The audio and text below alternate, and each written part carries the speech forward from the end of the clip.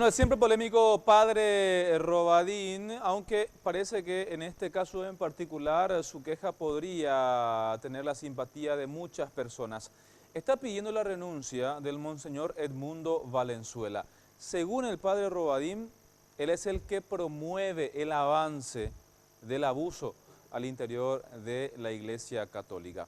Pero para eso nuestro compañero Iván Páez se encuentra precisamente frente a la Nunciatura, porque en este sitio precisamente se realiza la protesta del padre Robadín. Iván, ¿qué tal? ¿Cómo estás? Buenas tardes. Buenas tardes, compañeros. Y nos encontramos frente a la Nunciatura Apostólica. Esta vez no va a haber ningún anuncio de un nuevo obispo, de algún cambio en la Iglesia Católica. Esta vez nos trae aquí una manifestación que uno de los miembros de adentro de la Iglesia Católica, estamos hablando del padre Pedro Robadín, hace una manifestación en este lugar, aquí en la vereda de la Nunciatura Apostólica. Padre, ¿con qué motivo?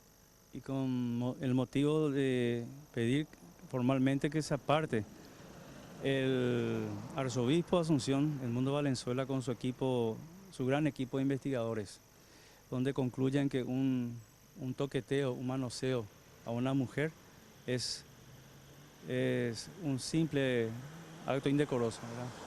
Y sería bueno que, me parecería injusto que solamente le mencionen al arzobispo.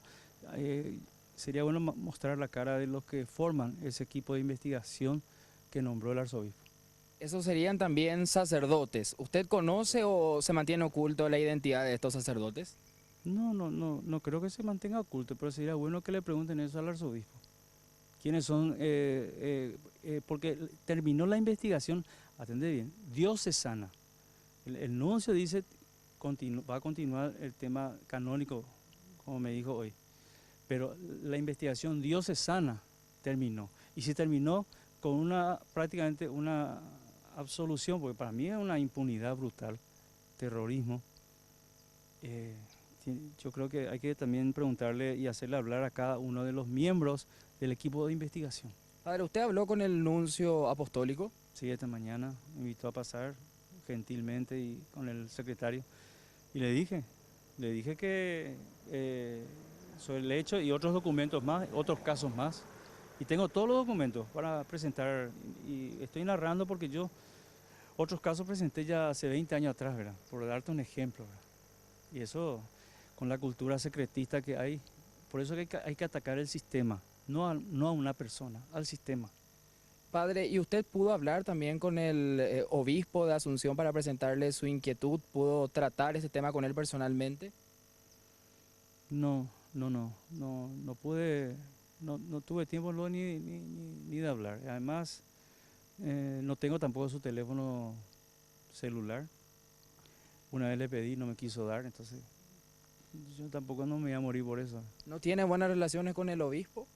No, yo no tengo nada. Lo que a mí me indigna es el tema de que una mujer tenga que tragarse un montón de sapo y culebra en la sociedad machista. Y yo sé porque yo acompañé de cerca a una persona que fue violada sistemáticamente por un tío sacerdote de esa persona. ¿Usted va a seguir en este lugar manifestándose por cuánto tiempo? No sé, la fuerza, estoy solo acá, pero estoy haciendo ahora por lo menos lo que me pidió el nuncio, es que narrar todo, porque me dijeron que no obra acá lo que yo presenté en tiempo del nuncio Laboa, sí. Que desaparecieron todos esos documentos, no obra por lo menos, ¿verdad?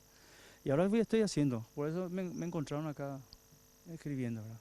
Esa es entonces la información que podemos compartir. El padre Pedro Robadín se encuentra solicitando la renuncia del obispo de la Arquidiócesis de Asunción, el monseñor Edmundo Valenzuela, y todo el equipo de investigadores diocesanos con los que trabaja. Nosotros vamos a seguir atentos a la información. Ahora regresamos con ustedes, compañeros, a estudios. Muy bien, gracias Iván, gracias, y por supuesto estaremos atentos también a cualquier respuesta que pueda dar la Iglesia Católica o el propio Edmundo Valenzuela al pedido realizado por el padre Robadín.